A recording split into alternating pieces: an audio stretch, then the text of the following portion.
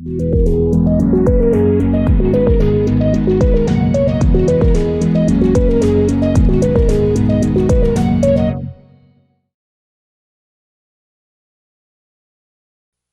further information on the expense breakdown on salaries and benefits. So as you are aware, the 78% is spent on salaries and benefits, and this chart shows you the individual employee categories where those dollars are spent. So the largest section, the blue one, there's 47% is the teachers, the salaries for teachers, salaries and benefits. The orange section, about 12% is principals and vice principals. And you can see the other categories are reflected around the remaining pie chart. Substitutes this year, 5% is anticipated. That is lower than previous years for a number of factors, but that amount is also reflected there. The bottom of page 14 shows operating services and supplies. And again, services and supplies are broken out by area. 4.2 million is spent on services and supplies, on things like utilities, 13%, services, 32%. And so services could be things like contractors that come in to support assessments of students. That's a service. Your auditor is a service. Those fees are charged in that area. Then there is an amount for student transportation, and it is significantly smaller this year due to COVID-19 as students to the level that we normally would for that number is quite a bit smaller than usual. Page 15 of 57. Operating revenue compared to expense. This shows the board's surplus that has been, that is a result of revenue over expenses, or increased revenue or additional revenue compared to the expenses that have been allocated. This shows you the revenue versus expense over the last 4 years, with the column on the far right being our projection for the 2021 school year. You can see there has been a range over the last 3 years of the surplus that has been retained for other items by the board. The operating surplus, a portion of it is restricted for things like school budgets that have been unspent but have been allocated to schools. If there are targeted dollars remaining, those amounts would be restricted. And then the board can also make a decision at the end of the year of what you have done for several years is allocating surplus as well to local capital. So of the 1.7 that is projected, 1.7 million that is projected as surplus for the 2021 school year, at the end of June, you will have the final number, and then through your year-end process in September, the board can pass a motion and allocate those surplus dollars in a variety of methods. But that is a discussion that comes back to the board for decision.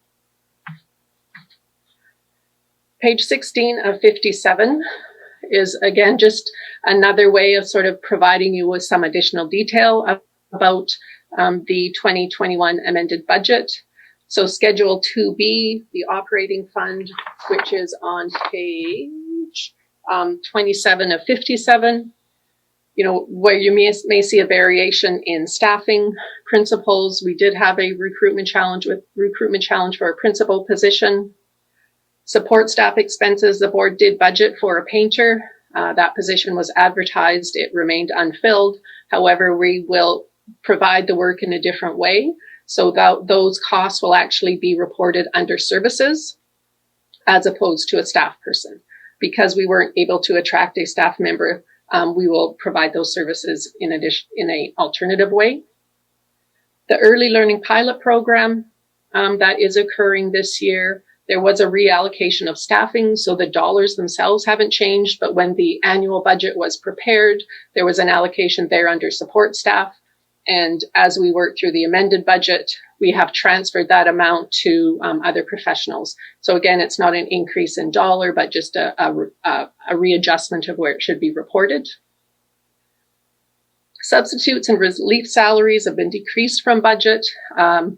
mostly because of the grants that have been received by the board, both a federal and provincial grant. Those dollars have been used to support additional hours for custodians and bus drivers in response to COVID-19.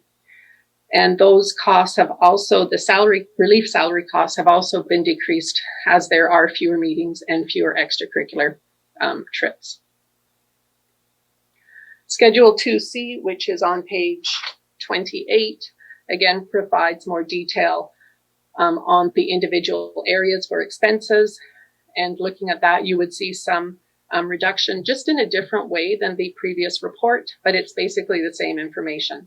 It shows, regular instruction is reduced due to fewer meetings and travel. Special education, there were fewer students that were reported in those categories, which has reduced some of the corresponding expense. Student transportation is reduced, as I've referenced several times.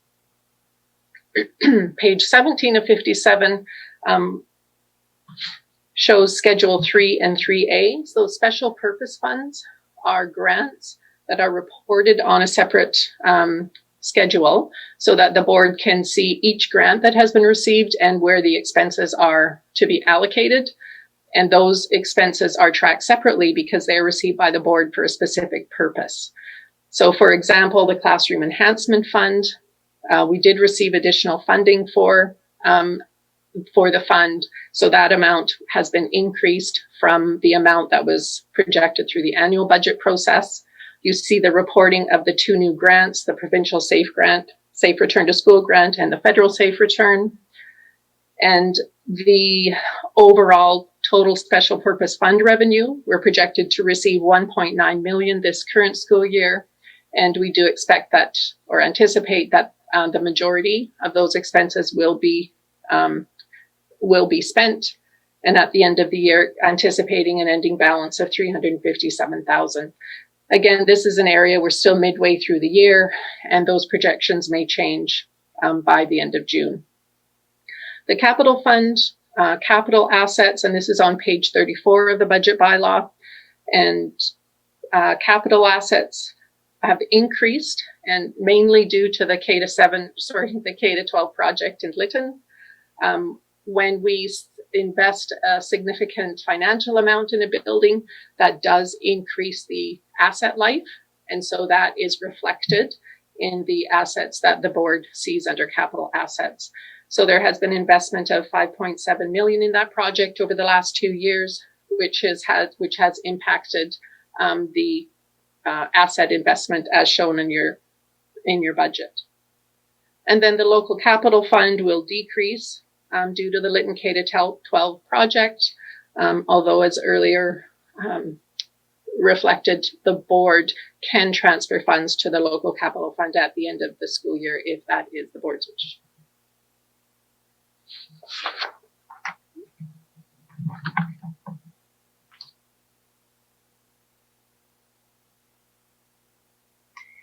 Vicky first.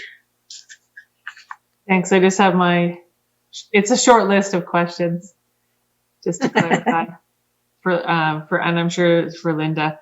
So on the highlights, page 17, I noticed Schedule 3 and 3A special purpose funds. It says 1.9 million and expenses are projected for 2 million for an ending balance of 355. So I was just wondering, should this say a deficit, or is it just seems like one is, or am I reading that wrong?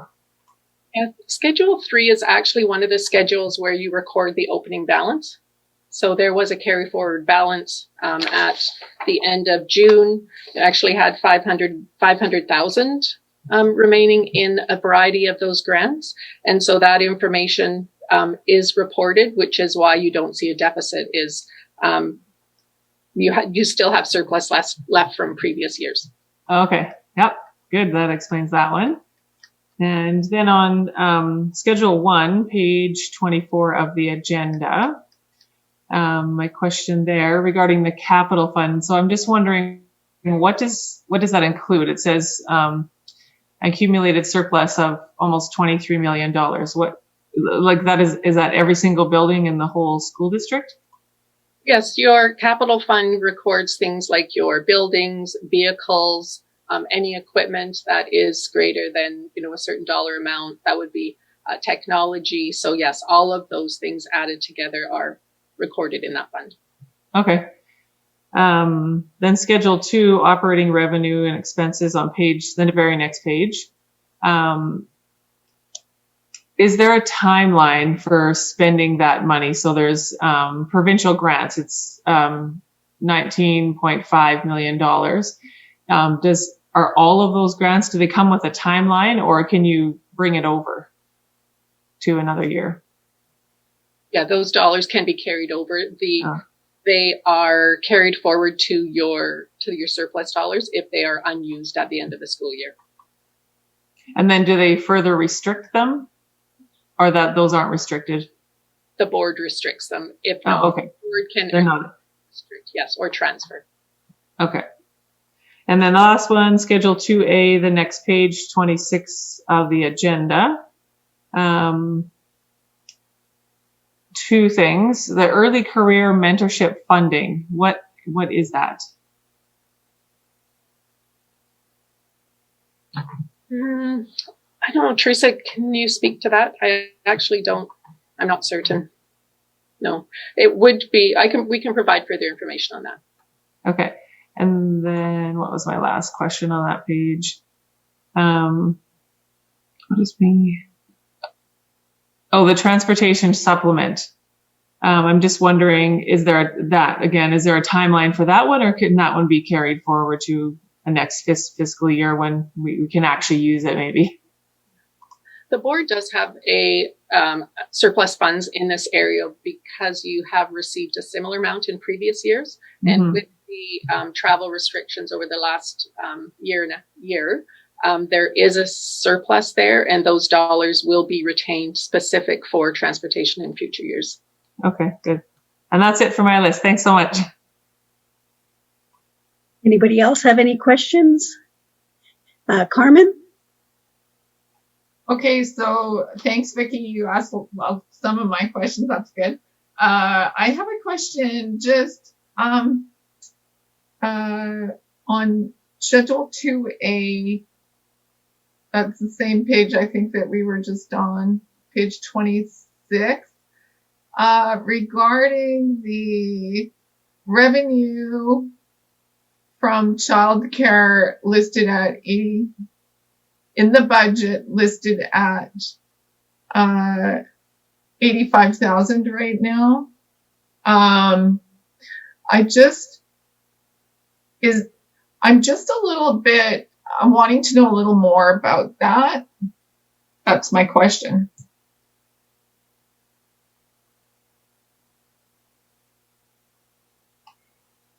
Linda? Yeah, so the board has a pilot program, an early learning program at Desert Sands, and probably the definition, we should actually probably change that to early learning. But the pilot program that we are partnering with the Ashcroft Early Learning Program, that is the revenue that comes from a variety of places. It comes from parent fees. We've also been receiving funds for the child care fee reduction initiative through the Ministry of Children and Families. And so those fees are recorded in that area. But that is for the before and after school programs, as well as the child care and the early learning program. So it's all of the programs that are operating through that pilot. Carmen? Okay, so would it be correct for me to understand that if the parent fees are reflected in those dollars on the page, that it's sort of a merge between funding from some government and grant sources and the actual money that parents are paying, which I see reflected there? That is correct.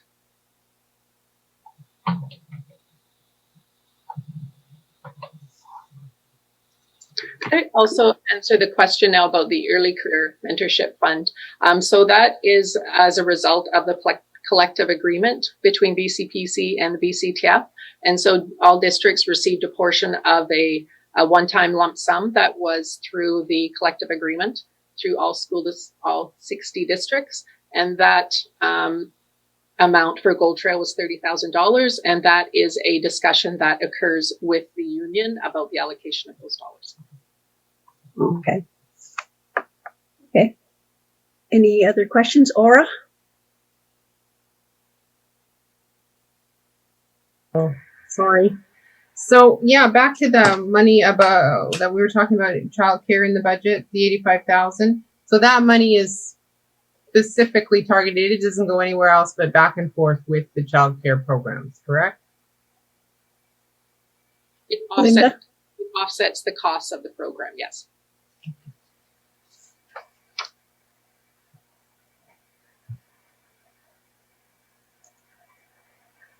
Okay, Aura, any further? No, thanks. Sorry. Okay. Okay. Any other questions? Nancy, Larry, Donna's not back yet. Doesn't look like it. Okay, thank you. Good questions on that one. A lot more than I had. I had one, and it was around the childcare. Thanks, Vicky, for all those questions.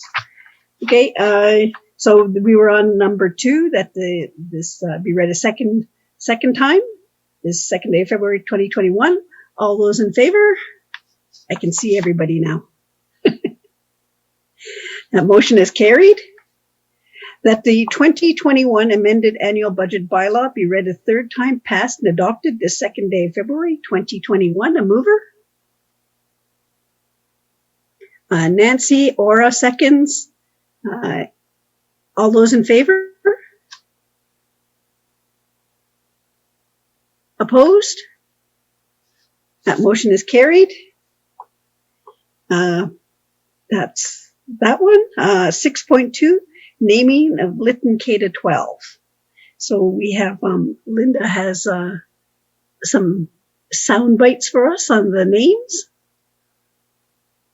Hi, Donna. Welcome back.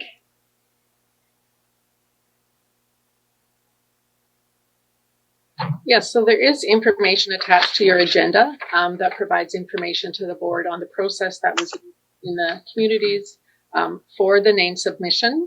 The names themselves, the 3 recommendations from the committee, is on page 37 of 57, and we have had an audio recording of the names, and we're just going to test that now, and hopefully that works for the board.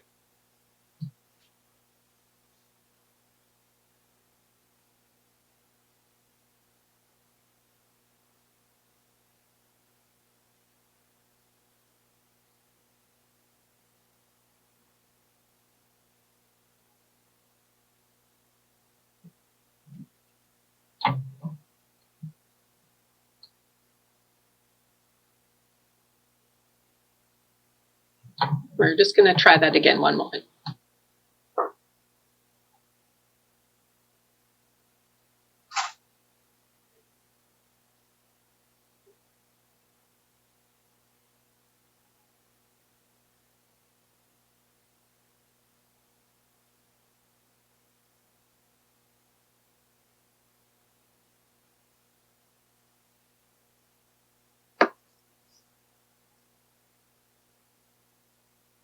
Kumsheen Secondary School.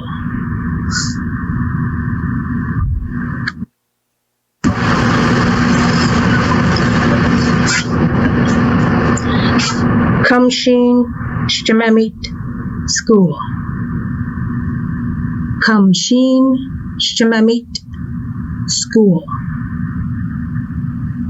Kumsheen Secondary School.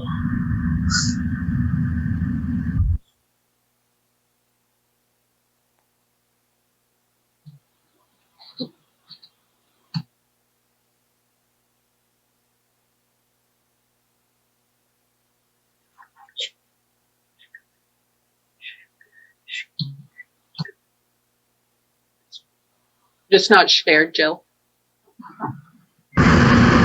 Kumsheen Secondary School. Kumsheen,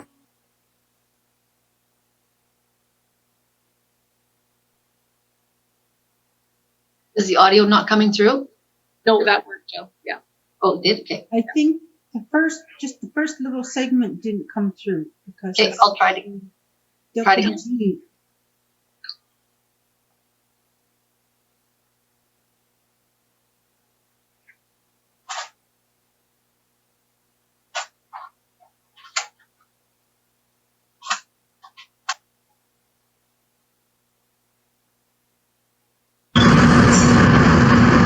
Kumsheen Secondary School.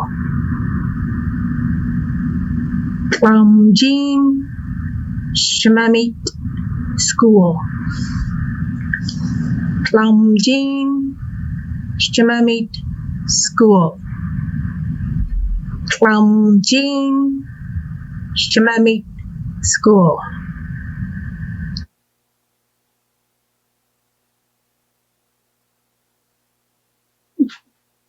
Okay, and then the third option.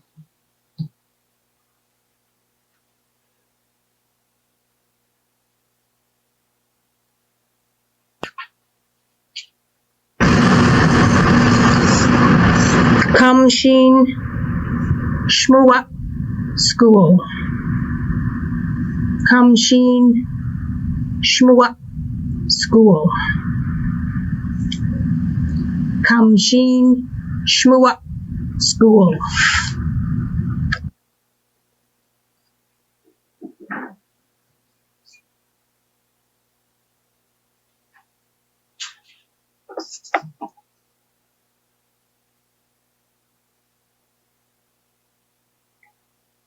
Okay.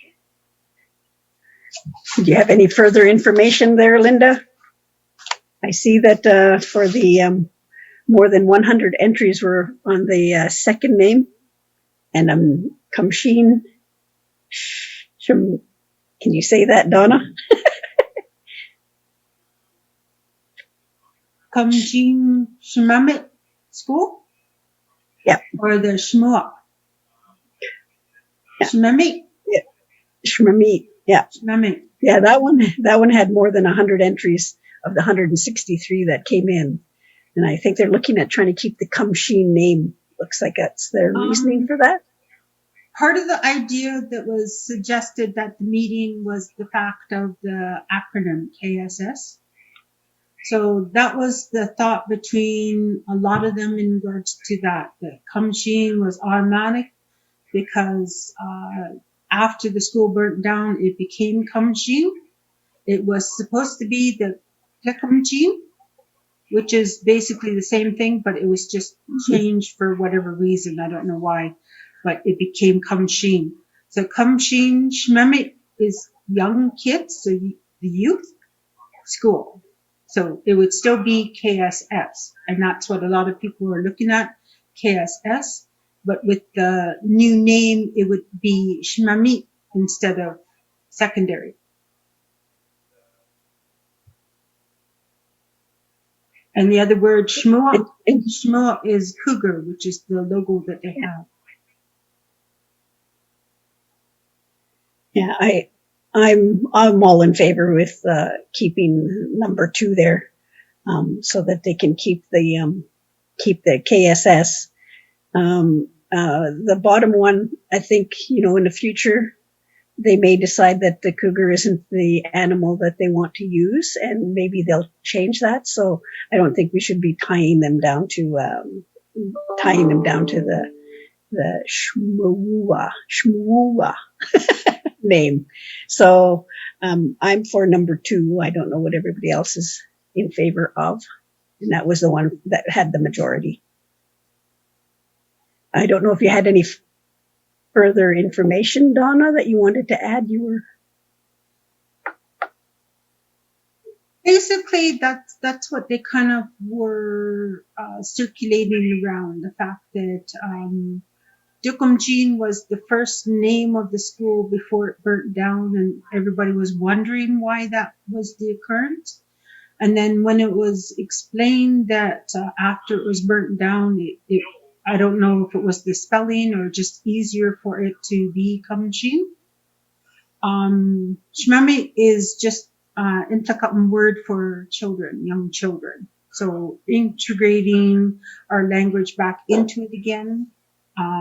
If you take it easy and you spell it out like this, SHA/MAM/MEET,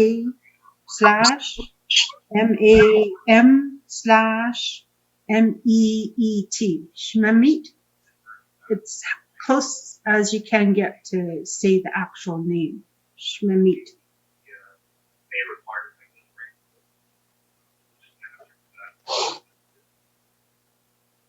Nancy? Now I have two comments. Donna, can you repeat that breaking it down again, please? You know the phonemics in the dictionary, how it tells you this is how it's spelled to say how it is. So if you spell it like SHA/MAM/MEET,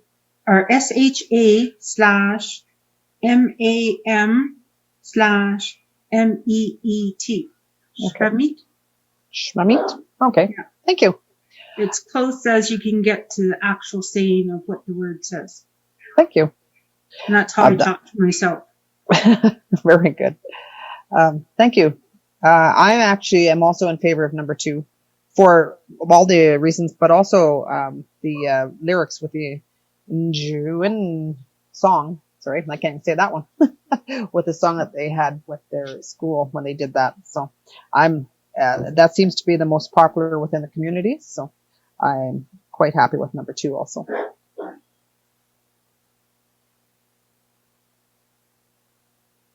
Aura? Yeah, I think number 2 is a great idea. If the majority of the folks who met and voted for that wanted that, I think that's fantastic. I love that it refers to the fact that it's a school and that it's young children. That's what the meaning behind the word is, as well as the fact that it also represents the meaning of Two Rivers. So I'm perfectly happy with that too. So we just need a motion, probably from Donna, on the recommended name.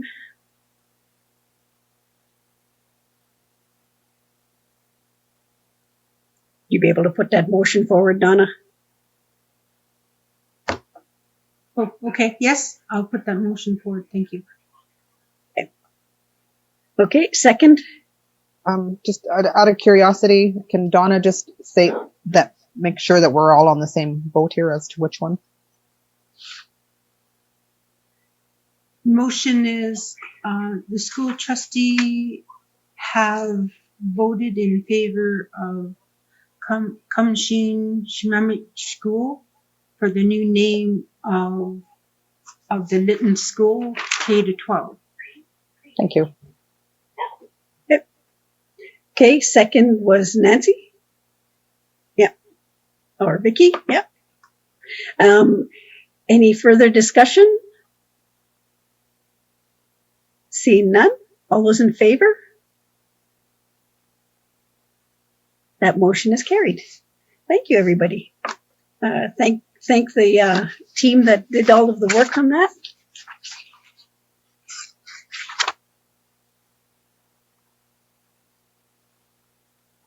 Okay. 6.3.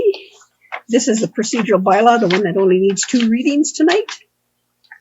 January, the policy committee reviewed bylaw 1.1. Procedural bylaw, that bylaw 1.1 procedural bylaw be read a first time the 2nd day of February 2021. I need a mover. Aura, Larry seconds. All those in favor?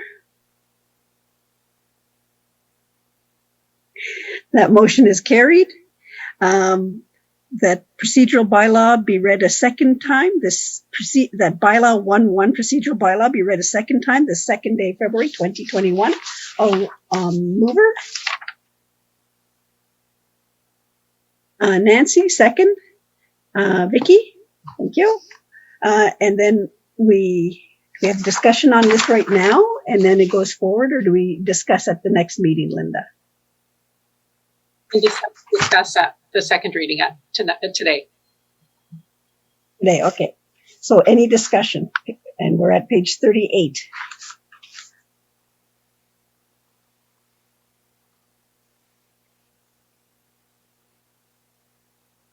See, no discussion. This will move forward to the next open meeting for the third reading. Linda?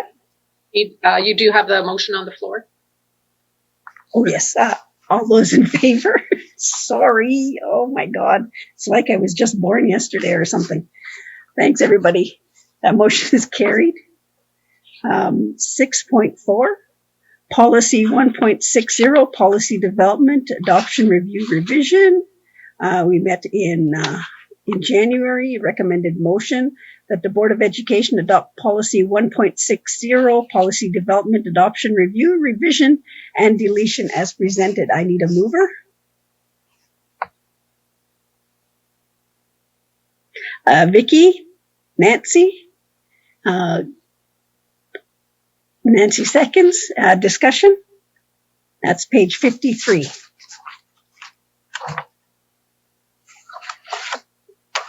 No discussion? Okay. All those in favor? I can see everybody now, so I can ask this. Anybody opposed? See none, that motion is carried. 6.5, BCSTA. Carmen? Thank you very much. I would just like to have the board's opinion on one motion that's coming as an emergent motion to the provincial council meeting, which is on February 20th on Zoom. And at this time, there are 6 motions coming to the meeting. However, the one that I believe I need the kind of advice of the board on is concerning a motion coming about the funding for distributed learning. And the board moving that motion wants the funding from the Ministry for Distributed Learning students to increase from 80% of the amount that is given for full-time students in schools to 100%. In other words, to increase the funding from a slightly lower amount to the same amount as a district receives for a student in school. And although I can see that supporting full-time students that are doing distance learning to the same level as students that are attending schools enhances the kind of perspective that attending school online is important. And as important, I personally would, at this time, without the board's advice, really question whether it's fair to fund students at 100%, the same amount, for the district to provide distance learning at the same for the same amount of funding as their other districts are getting for students in schools. So I would just like to know if I'm on the right track with my thinking, for if I'm reflective of our board's perspectives with the amount of information that I have at this time. I personally would not support this motion. So I'm just asking for a little bit of advice, and if the board has an opinion here. Thank you. Nancy? I wasn't that impatient. I was just making sure you saw me. Yeah. I actually agree with you, Carmen, because although 80% is lower, but there has to be, out of that 100% that districts are funded for students, there has to be something in there for the in-school portion of learning. So I truly believe that 80% is lots for distance learning. But so I support your decision on that one. Yes. For me, I'm not quite sure. Teresa or Linda, do you have anything that would be able to help us on this? Any ideas or opinions? Linda? Yeah. I can start and then Teresa join in. And certainly the cost to have a student enrolled in a school versus a DL program are different because when the student is in the building, they're part of a classroom. They are meeting with different teachers. And so there are different supports that are provided when they're in the school setting versus DL, which is normally a larger class size or class number of teacher compared to students.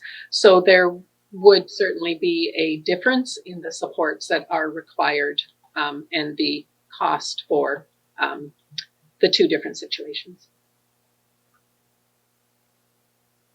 Thank you. Aura? Hopefully there are no stupid questions because I'm feeling a little awkward about them. One of them is around DL or distance learning, or I think it's been referred to as something else as well. Distributed, yes. Learning, yeah. So I just kind of need a better understanding of that just in general, just so I know exactly what we're talking about.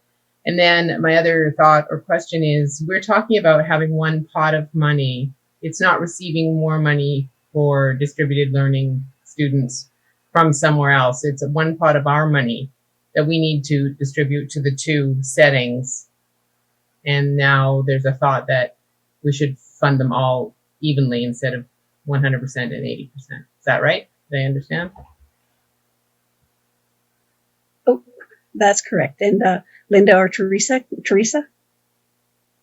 Yeah, so this motion, I think, is largely coming out of the fact that we're in a pandemic and school districts that have a distributed learning program have seen their numbers increase substantially. And there's been lots of conversations about seeking additional funds. Agree with the points that the Secretary Treasurer made earlier about the differences, especially around infrastructure and class size and composition. But Trustee Storkin, if this was to proceed, it would not make a difference to Gold Trail as we do not have a distributed learning program.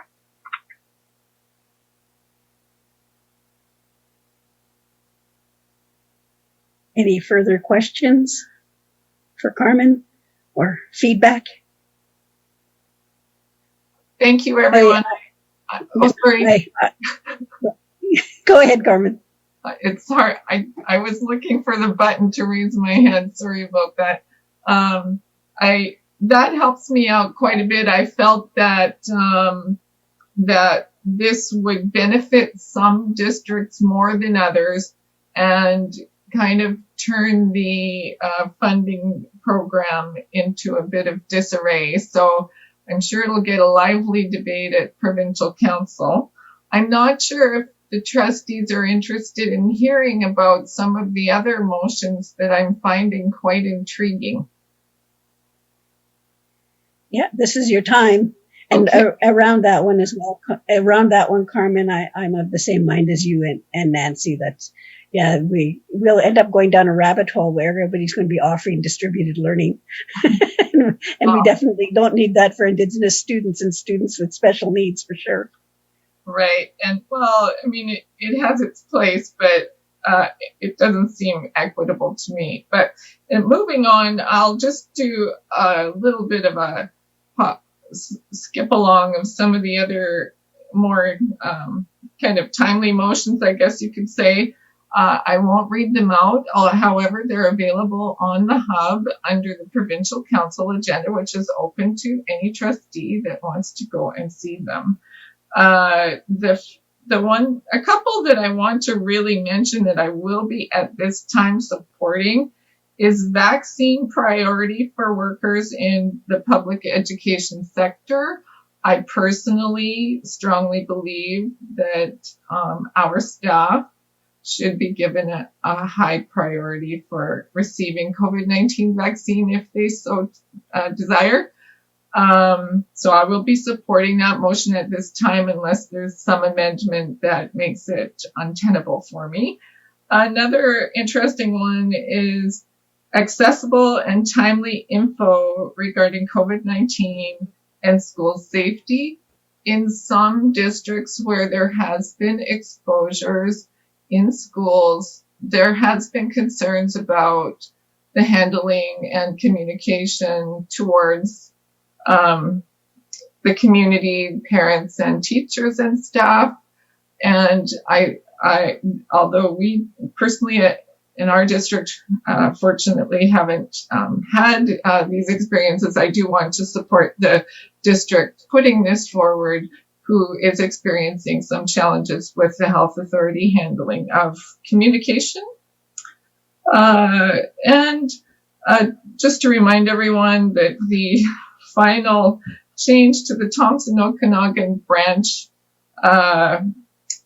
Constitution and bylaw change for the Provincial Learning Committee will be done at the Provincial Council meeting, hopefully as well. So that's just a little bit of the highlights, and that's all the time I need to take today. I don't know if anybody has any comments on any of that, but now's your opportunity, or you can also email me. The meeting isn't until February 20th. Thank you.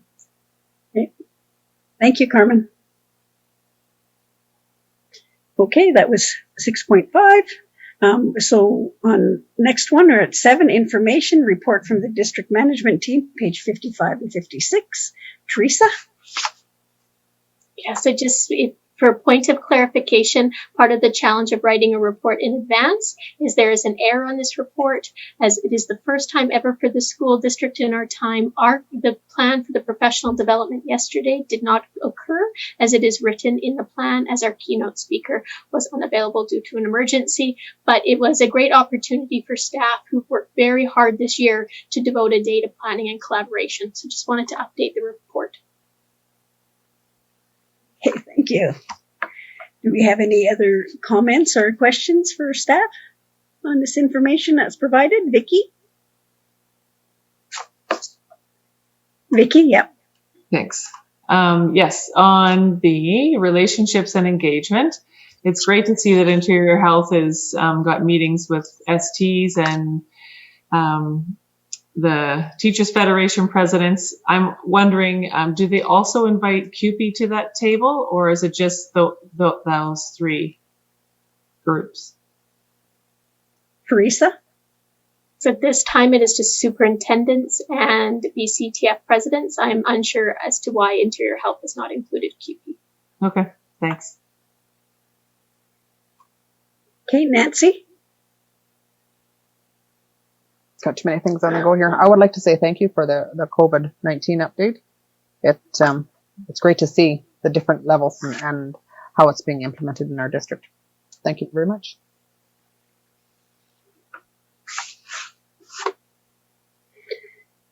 I guess my only question is, do we have 100% of our students back now?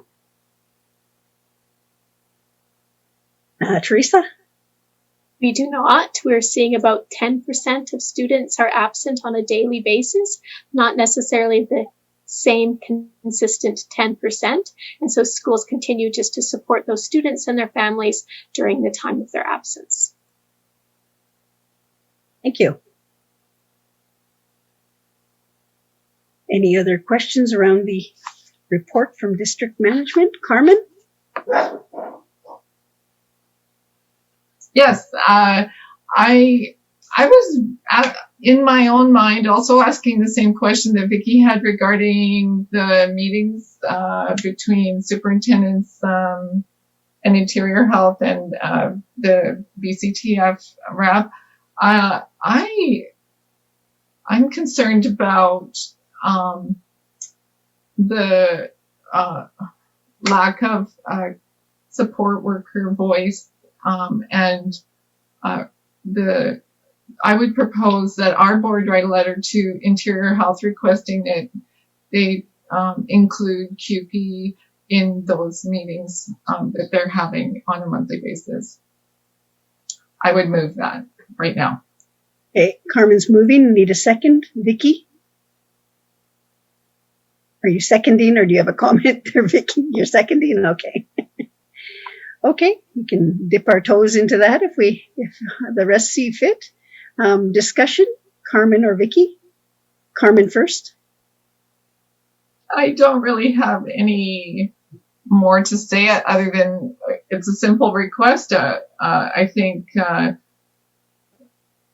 we need to, sometimes interior health may not be fully aware of the composition of staffing within school districts, and I think it would be respectful for us to request that they consider including support staff representatives from districts in their updates.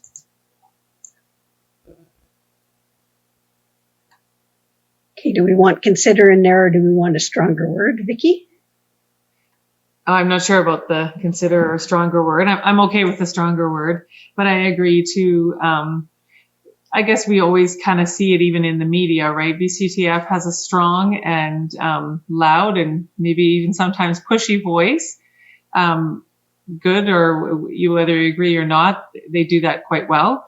Whereas CUPE doesn't, or at least I don't hear it, not in the same way for sure. And so I wouldn't want those staff to be, pushed aside. And there's a lot of them in our school district. And, especially when we talk about special needs students or inclusion specialists, they're with students one-on-one and in small groups, and bus drivers are with big groups of kids. And, we're that they should be at that table with interior health. And as Carmen said, maybe they're just unaware that this is a group that should be included at the table. So I definitely support this motion. Okay, and I'm just looking around. We can have this discussion with everybody here at the table, Linda. I better make sure before we go any further. In what The way? conflicts, that's what I'm concerned. I'm just wondering about conflicts. None? Okay. I just had to check. I don't want to go down this road and then find out that we shouldn't be having the full discussion here. Aura? So mine's And a then little bit Carmen. of a left turn thought, but I understand we're talking about having a union represented at the table with Interior Health, having our staff represented meeting with Interior Health. But do we have a governance relationship with Interior Health? They have a board of directors. They have a board that is responsible for governance. And I would think if we're a board responsible for governance, it would behoove us to have our own relationship with them, because these are conversations that we could have directly with them instead of writing a letter, which of course is always packs more punch if you're in the room. So it's just a thought.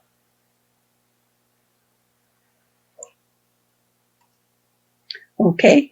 So the Teresa? And then Carmen, sorry. Carmen, then Teresa, sorry. So I would propose an amendment to, because I do agree that consider might be 2 weeks. So perhaps the word strongly consider would be better. Just add that in there. Thank you. That's my amendment. Okay. Second for the amendment. No second. Okay. Vicky, okay. I'll go with that. Any further discussion on strongly, adding the word strongly? Seeing none, all those in favor? That motion is carried. Okay, back to the main motion, that the Board of Education write a letter to Interior Health Authority to strongly consider including support staff from districts in their COVID-19 update. Teresa Any had further something discussion? she was going to say. Teresa Oh, was yes, going to say Teresa. something. That we finished that. Yeah, I just wanted to respectfully state that I guess I'm a little bit struggling, and of course, we provide the board with information through a district management report that we were under the impression was, just to connect you with the district, and that I shared information about meetings I'm invited to attend that's now becoming a motion and a letter, and certainly that's within the purview of the board. But I guess if that is how the district management report may be used in the future, it may impact some of the things that district management may share through that report, with all due respect. Thank you. Any further discussion?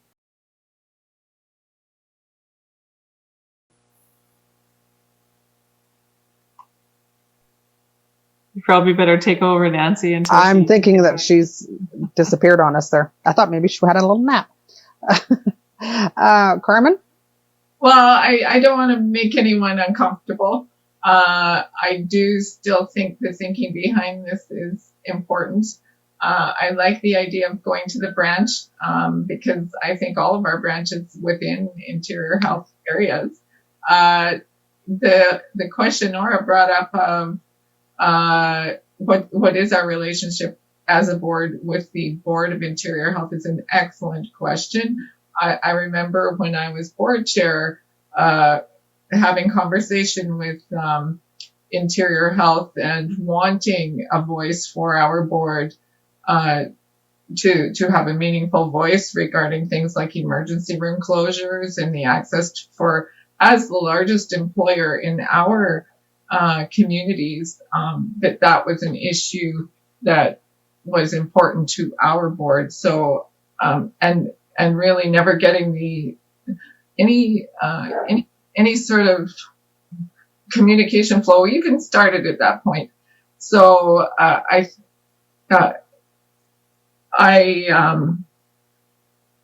fine withdrawing the motion and having the conversation at branch.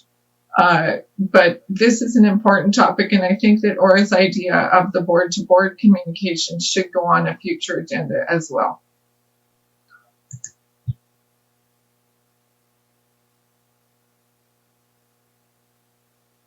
Oops, I forgot that I was still muted or not unmuted. Thank you, Carmen. Larry?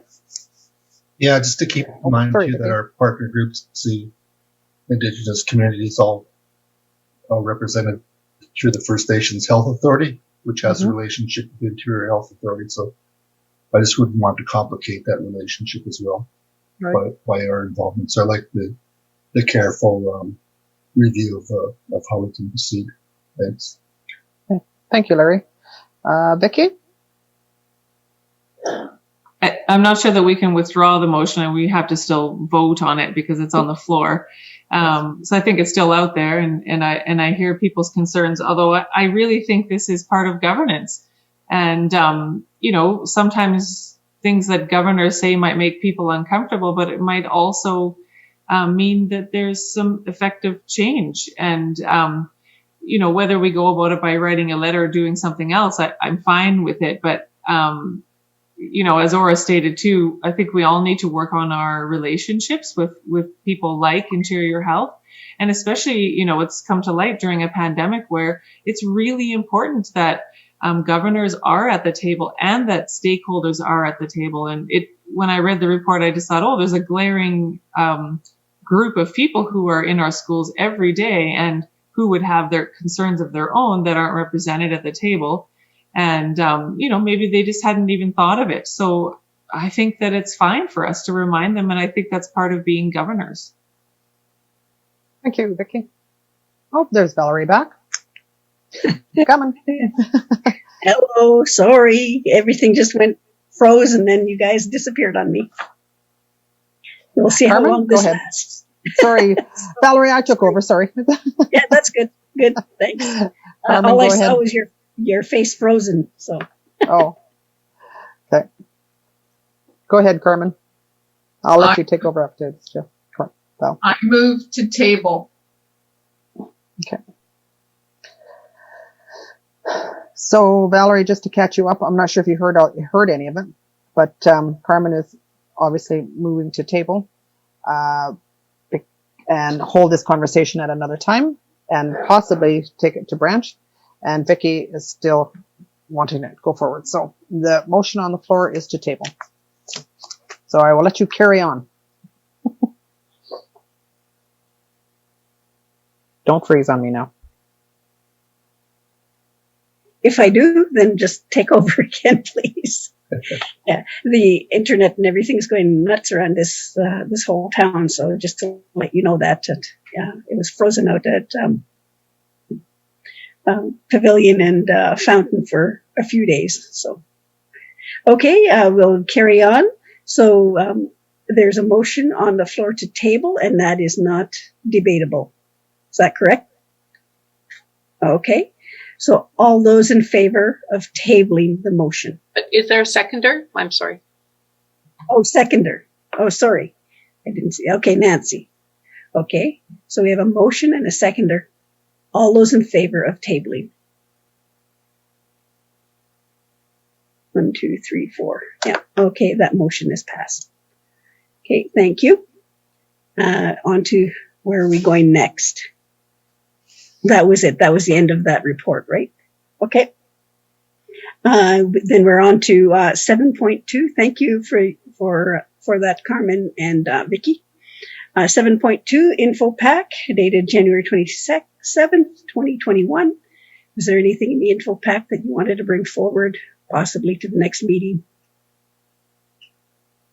or discuss? Not seeing any. We'll move on. Motion, meeting is adjourned. And we still don't have anybody that has joined us. So that meeting is over. Thank you, everybody. Linda. Sorry, Val, there are attendees who have. Oh, is there? Okay. And Questions? yeah, there are no questions that are posted in the Q&A section. If there are any questions from members of the audience, you can put that in the Q&A.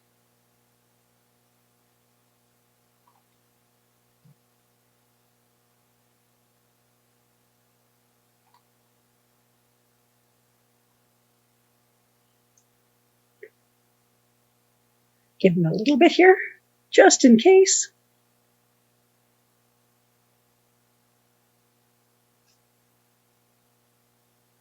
Okay, thank you very much, everybody. Thanks for joining us for the open meeting.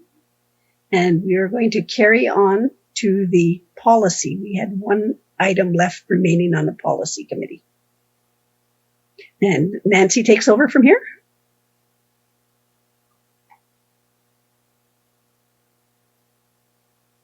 Sure, as soon as I find my there it is, my policy agenda again.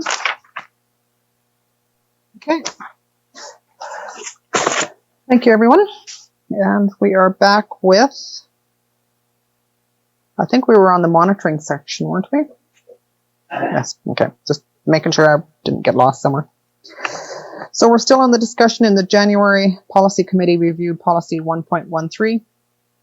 Monitoring and requested to be brought back to the policy committee before them for further discussion. There we go. Okay. Aura, go ahead. So I just saw Vicky's notes that she typed up there in the chat, and I think they look great, and I'm happy to see them spelled out that way.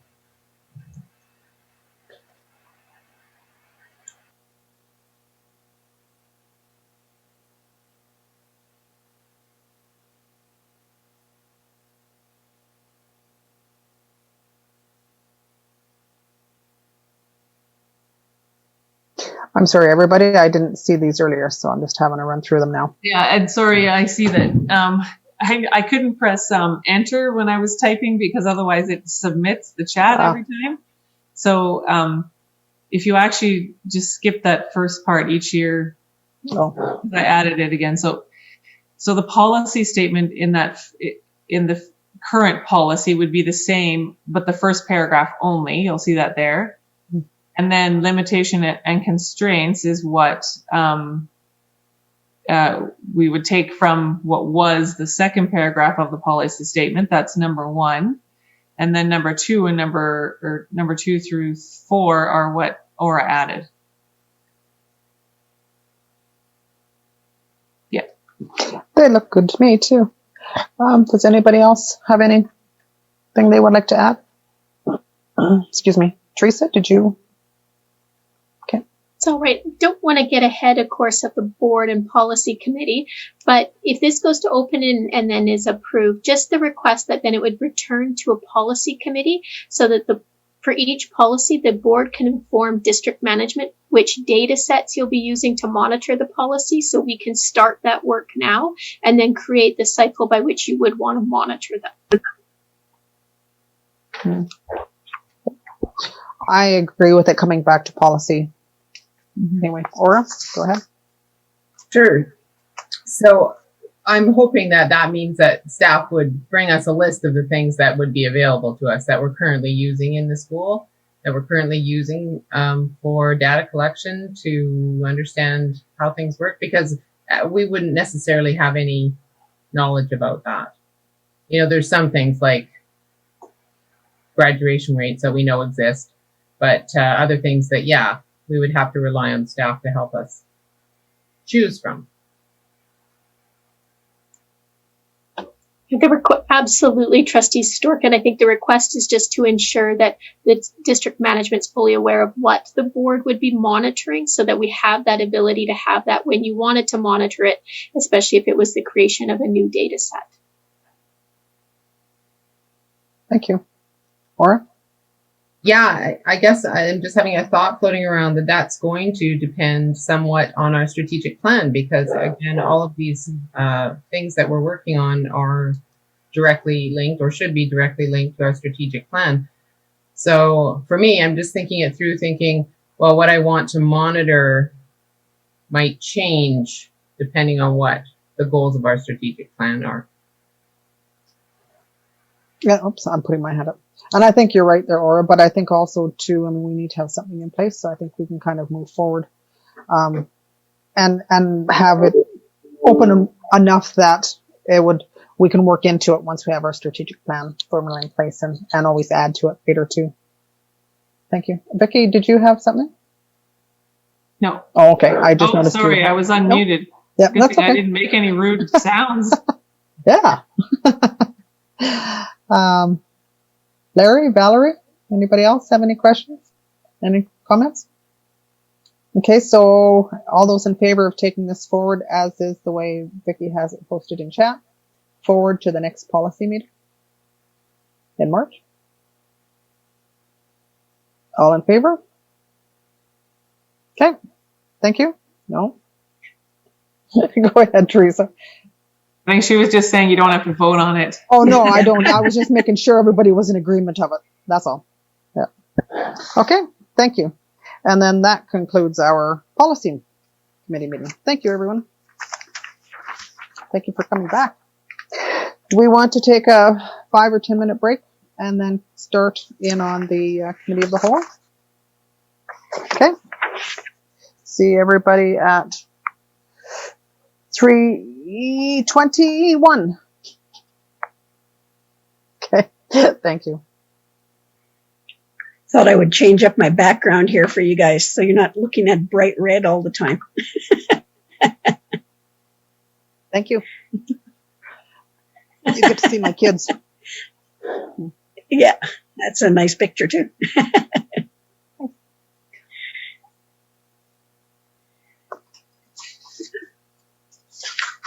Did you have a look at the chat, Valerie? I haven't looked at the chat.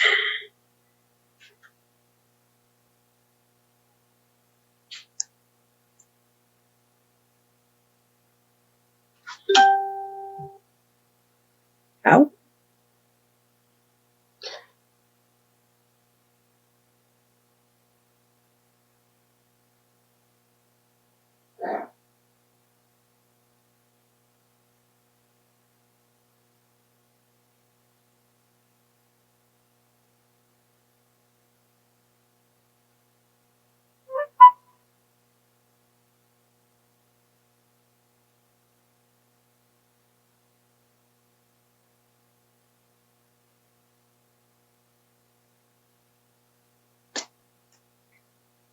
Did we lose Donna? Was she going somewhere, or did she freeze too?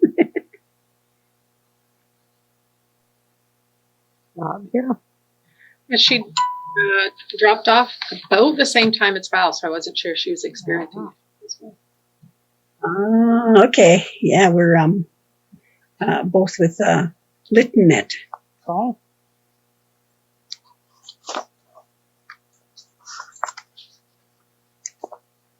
Or we can give her, we'll give her 2 more minutes to see if she can come back in. She's been out a while then, hasn't she? She's been out in a while, yeah. Yeah. Okay. Everybody else is back?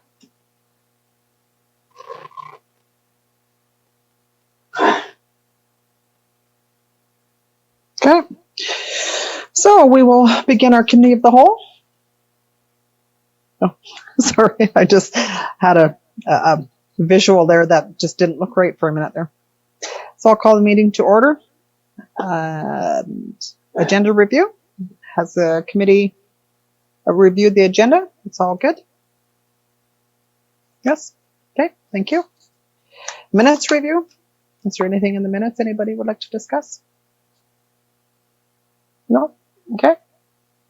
Just gotta get that right there. Business, environmental scan and risk assessment.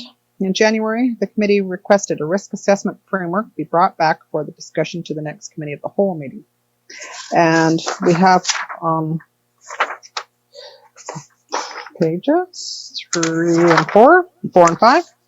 We have the district management has put together, there was recent meeting, trustees have identified the following risks to the district. And we will have I'm not sure how Linda's going to run it, or Jill, or who's going to run the poll, but there we will try to do a poll on the likelihood of the risk occurring in each one of these areas.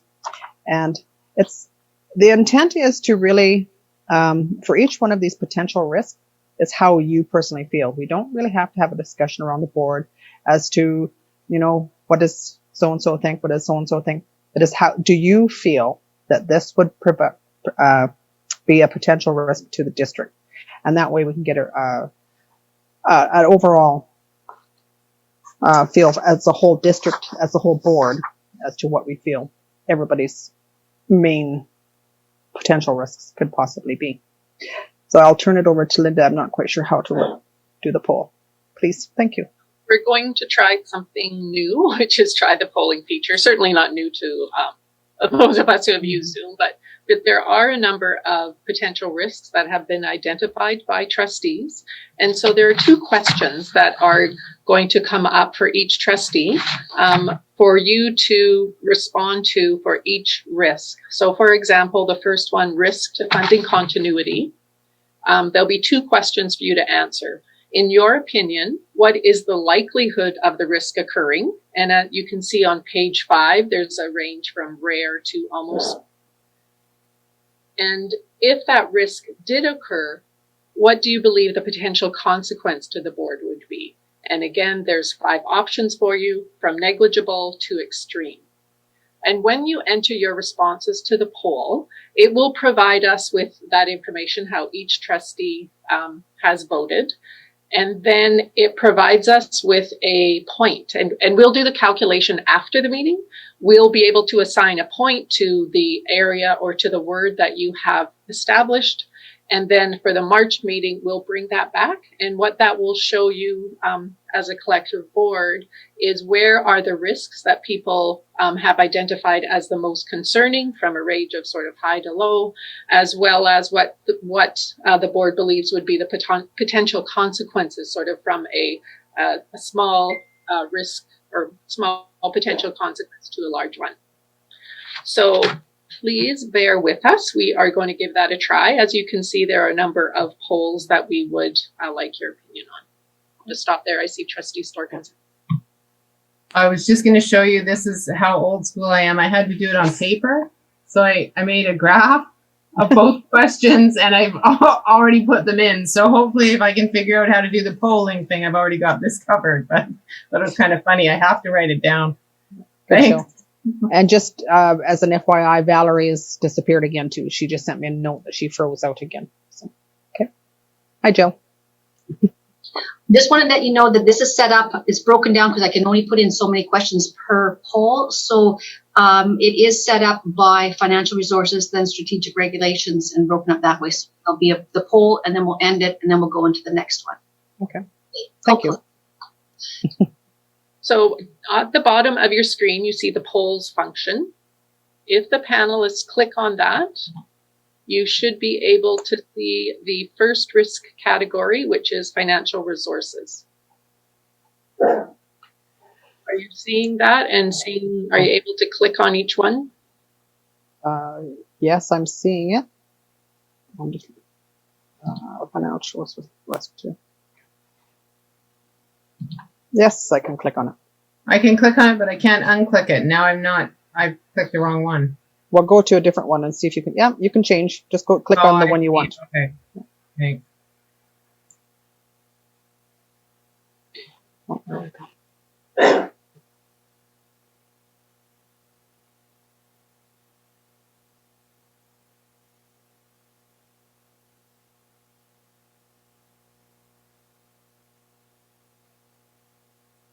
One thing I'm not 100% clear about on this question is it says funding continuity. Does that mean we no longer get funding, or it's a funding reduction?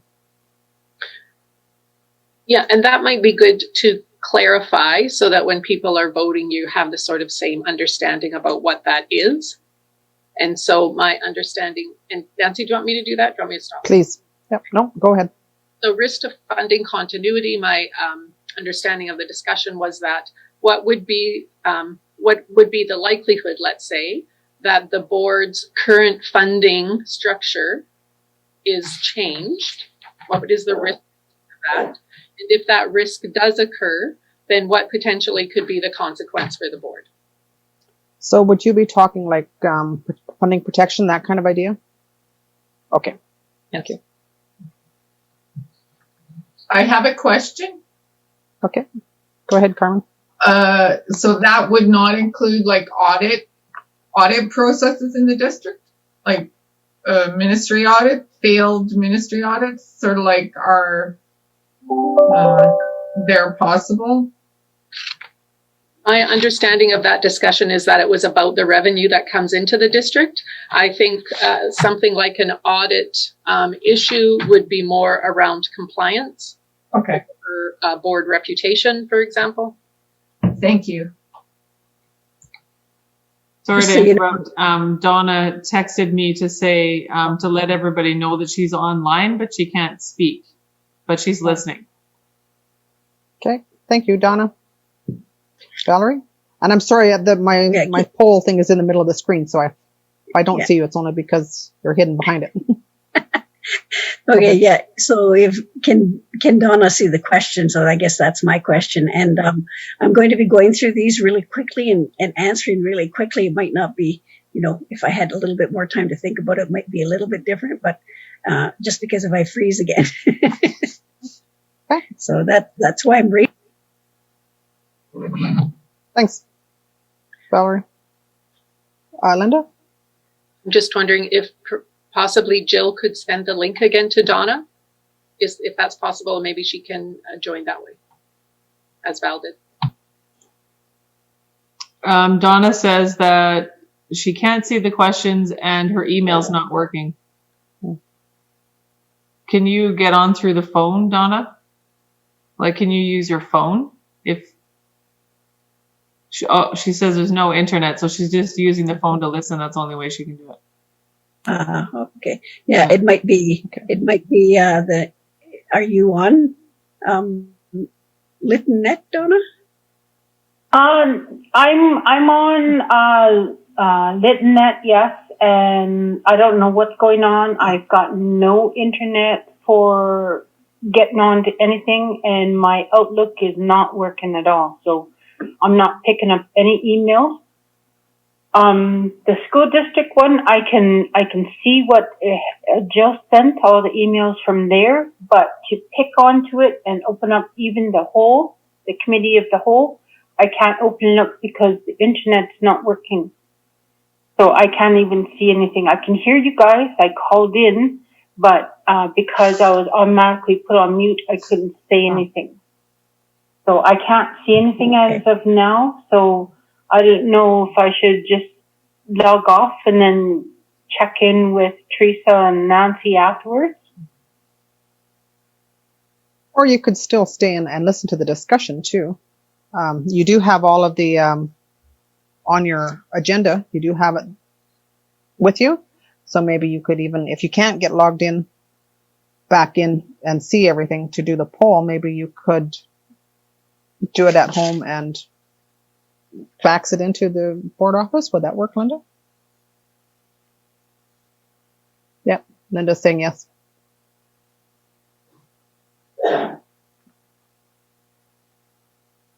I'm not sure if Donna Yeah, did or not. whatever happened must be down in Lytton way, because mine is on again, but it does keep going off. So if that happens, what I'll do is I'll mark beside the potential risk all of the information, and then I'll get a picture of it and send it in if that happens again. Okay, thanks. Okay, thank you.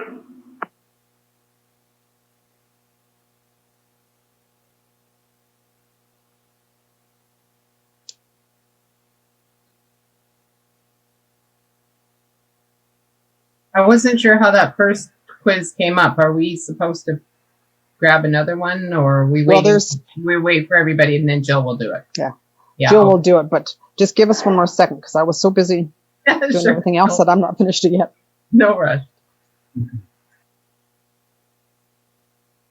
You know, and if this process isn't working, we could certainly explore another one for the next meeting. Just was trying to make it sort of as efficient as possible. So if we could certainly try something else if there's a different process that you would prefer. This would actually work if LitNet wasn't going down right now. That's the only issue right now. So I think this is working great right now. And that's exactly what Val said. And I think we're going to run into that anytime. So somebody may or may not be able to get on. Yeah, same here. It's not too long. Yep. I've submitted mine. It's not too long. Oh, one, I'm just on number 9 here. So.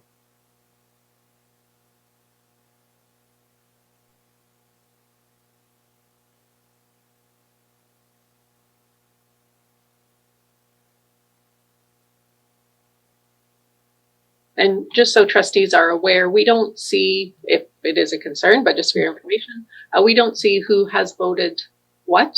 It just provides us with the numbers of individuals that have voted in your area. So. Okay. Oops. And don't forget to hit the submit button at the bottom. Just because I just closed mine out. Okay, I got mine in.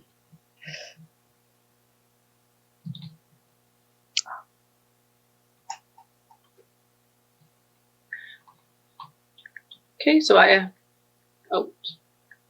yeah, 6 of 9 have responded, and so 6 trustees have responded. So I believe we can close this poll, Jill, and move to the next one.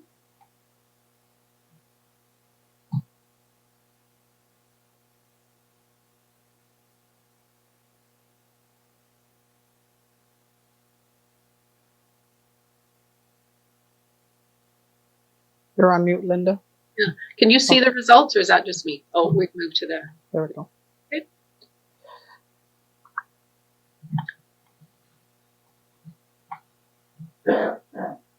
We skipped human resources. Is that correct? We're on the. We did update the agenda. Oh. So we're on the second section in the agenda, which is strategic and reputation. And Jill, maybe if you could put is it possible to put up the agenda just so that trustees can see the updated version as well as anybody who may be in attendance?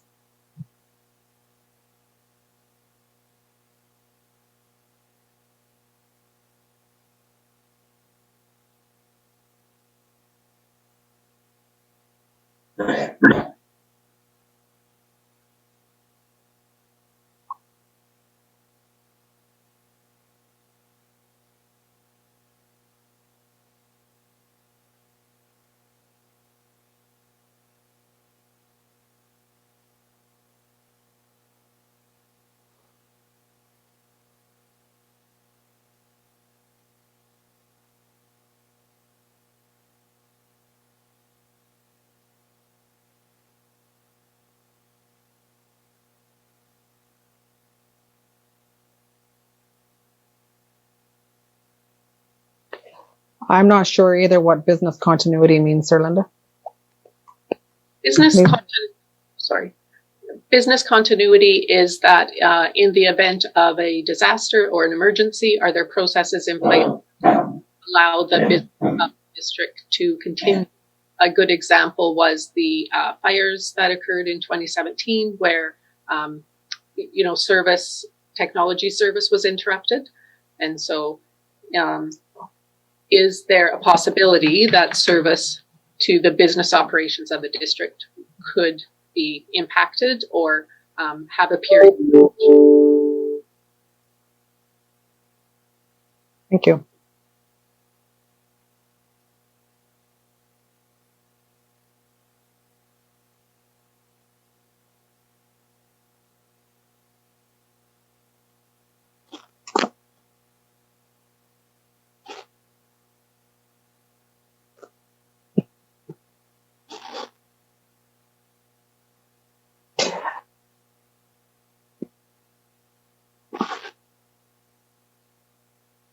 Now, when you say technology failure, are you referring to the whole district as a whole or just throughout the district?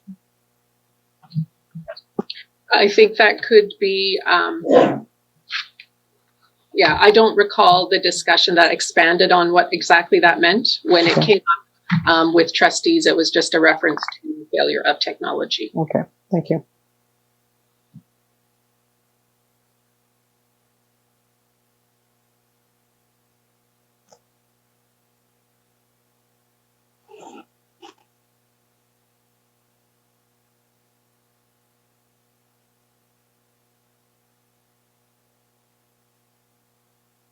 Okay, so 6 of 9 have voted, 6 trustees have voted, so we can end the polling. Would people like to see the results? Sure, please.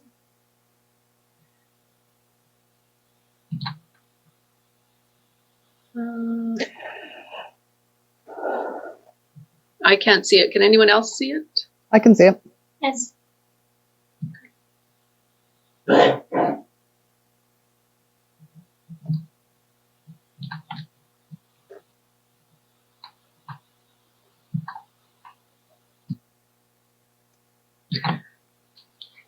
Okay, if you want to let us know, and we can move on to the third section, which is operational efficiency and effectiveness. And I'm sorry, for some reason I can't see the results of the poll. So okay, there it is.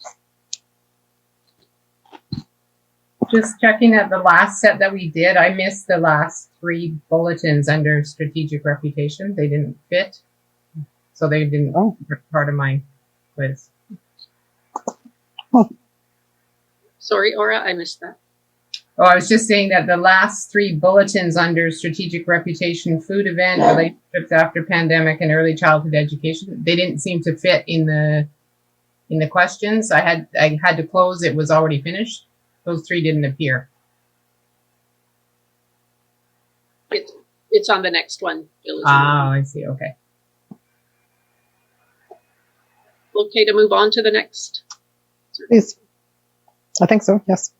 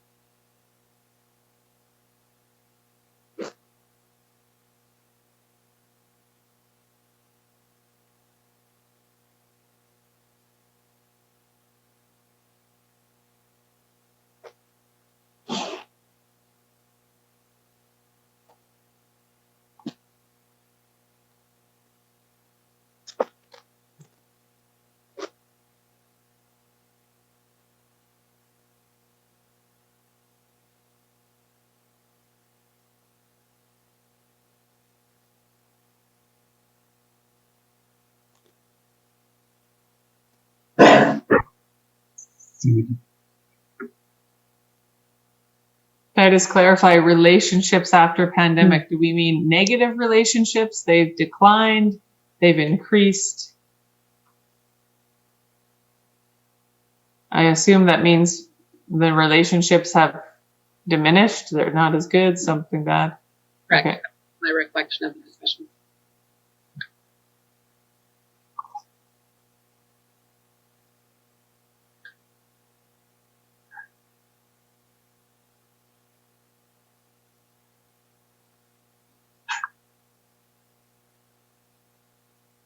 And another clarification that the early childhood education pilot program, likelihood of what risk occurring?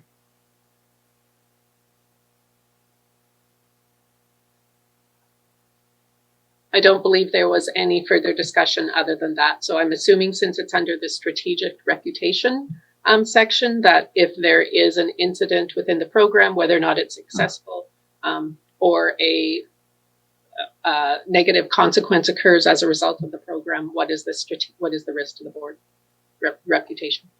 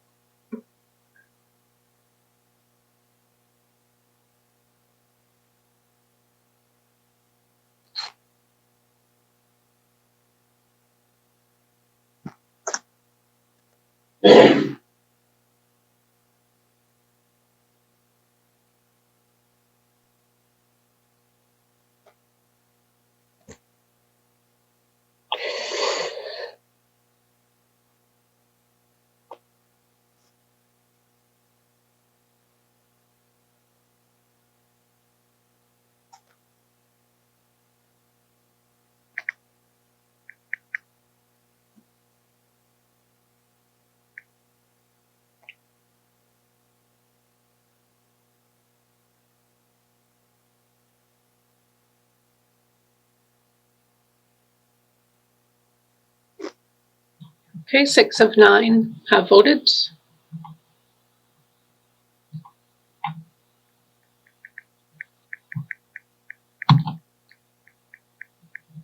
Results have been shared.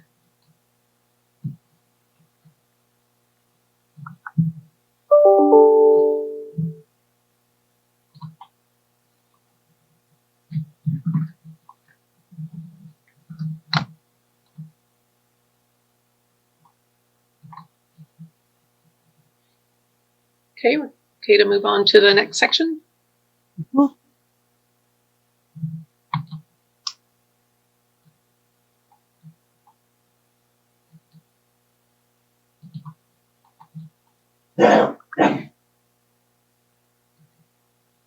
Operational efficiency and effectiveness are now available for you for voting.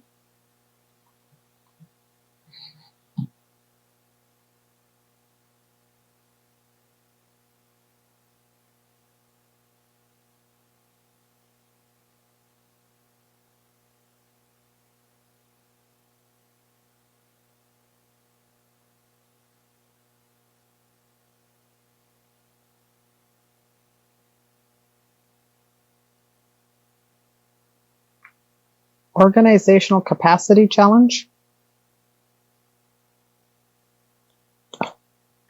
That would be that the organization as a whole has the capacity, meaning the resources, both services and supplies and individuals, but that the organization has the capacity to respond. Okay, thank you.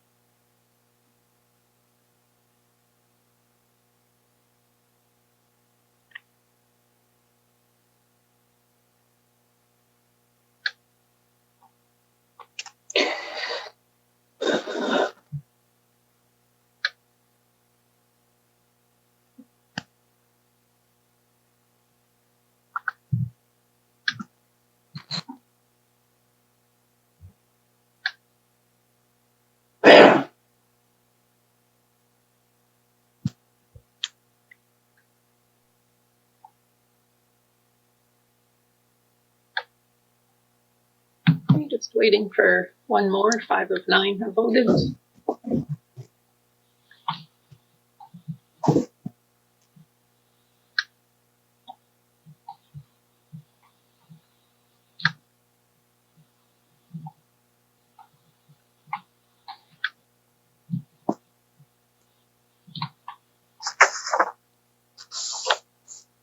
Okay, and that closes the polling. 6 trustees have voted. Share the results.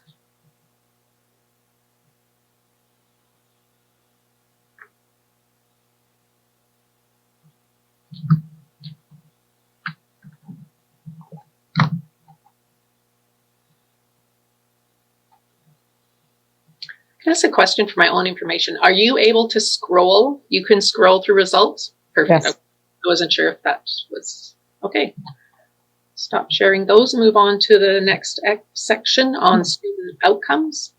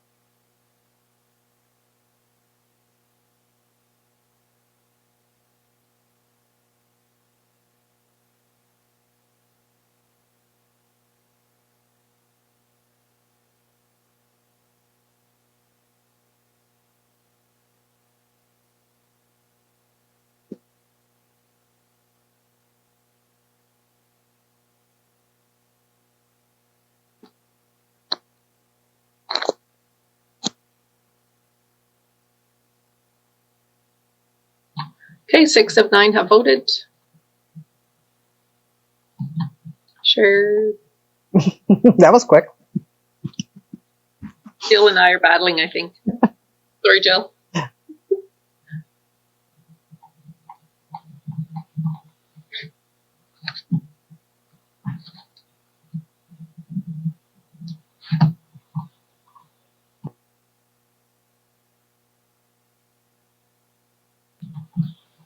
Okay, people are good. We'll move on to the compliance section.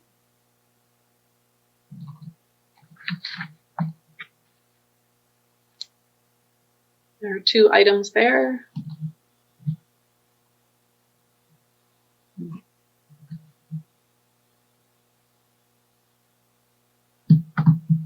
Just Ollie, my son, he was at the mine today, so I'm going to give him a quick shout here. They had an accident over in Kamloops, so just make sure he's okay. Oh. Thanks, Val.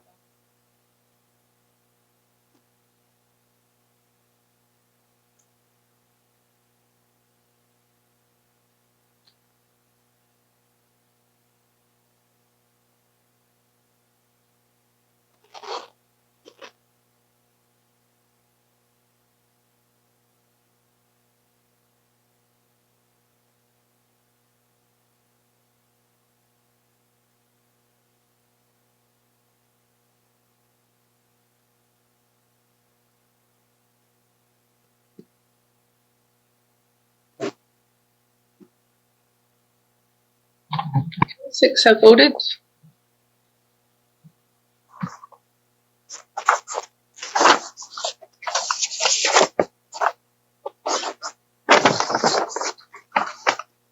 Results are on your screen.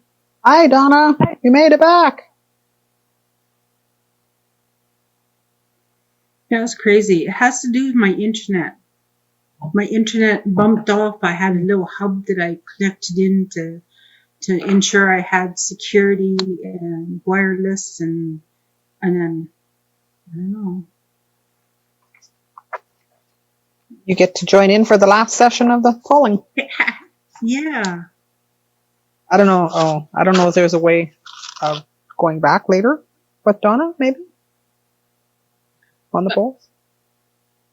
Yeah, I would suggest that maybe we'll connect with Trustee Aljam after the meeting. Okay. Thank you. Yeah, that's what I was going to suggest there too.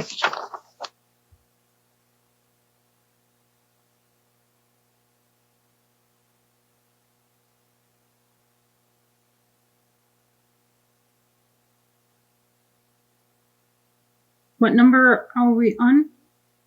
We are on page 5. We're on the last risk category, the human resources. Sorry, you're muted there. I didn't hear what you said. But right now, Donna, there's the poll on the screen. You're just supposed to fill in the answers and then press submit when you're done.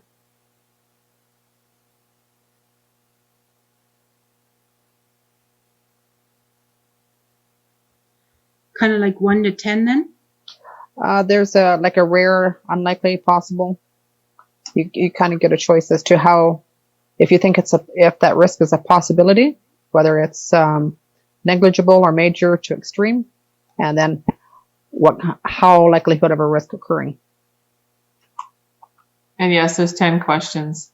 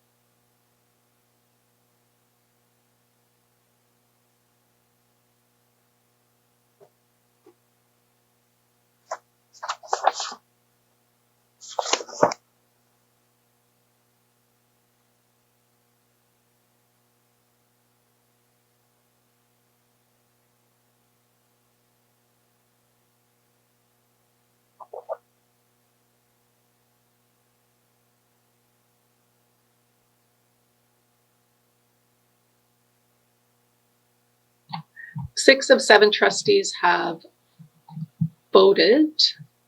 I'm not sure if Val was going to be able to participate or not,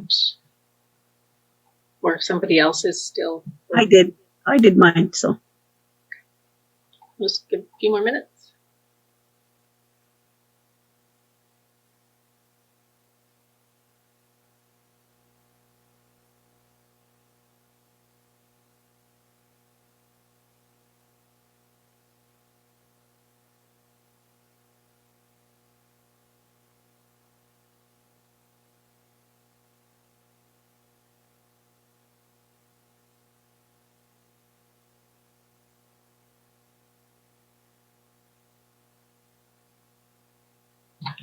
All right, so 7 trustees have voted. Can end the polling and share the results.